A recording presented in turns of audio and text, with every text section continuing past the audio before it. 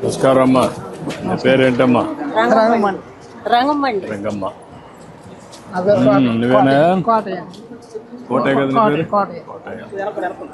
చాలా సంతోషం అండి. మా ఇంటికి వచ్చినందుకు మాకు చాలా ఆనందంగా ఉందండి. మా తమ్ముడు. నీ తమ్ముడా?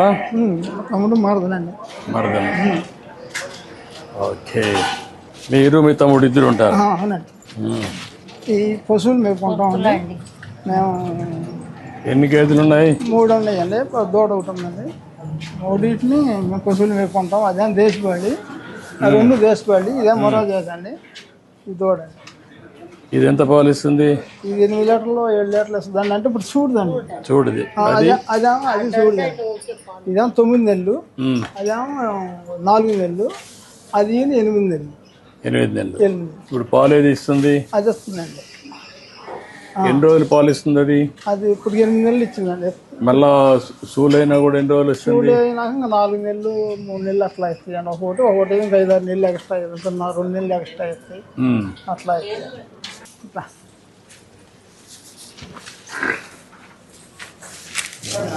చాలా యాక్టివ్గా ఉంది. దీనికి 8 నెలలు. మేము తర్వాత ఇట్లా మిక్చరీ కలుపుకుంటా ఇది మామూలుగా కలుపుతారా? కలుపుతామండి. ఏమేమి వేస్తారు దీంట్లో? దీంట్లో తౌడు మిక్చరు కలిపేస్తామండి. ఇది ఎంత టైం ఇది చేస్తారు దీన్ని? మేము 8 గంటలు నానబెడతామండి. 8 గంటలు నానబెట్టి బకెట్ పెడతాం అక్కడ. 8 గంటలు నానబెట్టేసి ఇట్లా కలిపేసేసి నీళ్లు కలిసి పోసి పెట్టేస్తామండి. 8 గంటలు. 8 గంటలు పెడతారు. 8 గంటలు నానబెట్టి ఇట్లా తిప్పేసుకుని గేదెను తిట్టారు. ఏంటి దీనివల్ల లాభం ఏంటి? దీనివల్ల బాగా పశువులు బాగా పాలు ఇస్తాయి, ఆరోగ్యంగా ఉంటాయి. మన దాంట్లో కూడా ఎట్లా పెట్టమని వాళ్ళు చెబుతున్నారు. మేము కూడా ఇట్లాగే చేస్తాం. ఇప్పుడే తయారు చేసింది ఇది మిక్చర్ అవన్నీ నువ్వు తయారు చేసుకున్నావా? వాళ్ళు ఇస్తున్నారా? కొంటున్నావా? అంటే వేరే కొంటాం. మార్కెట్లో కొనేసి తీసుకొచ్చి ఇవన్నీ చేస్తున్నాం. ఇవన్నీ చేసుకుంటాం. వాళ్ళు ఇచ్చేయంటే మన మిల్లర్ ఏరే మిక్చర్లో ఇస్తున్నారు. అట్లా ఈ శుభ్రంగా ఇది అవుతుందండి.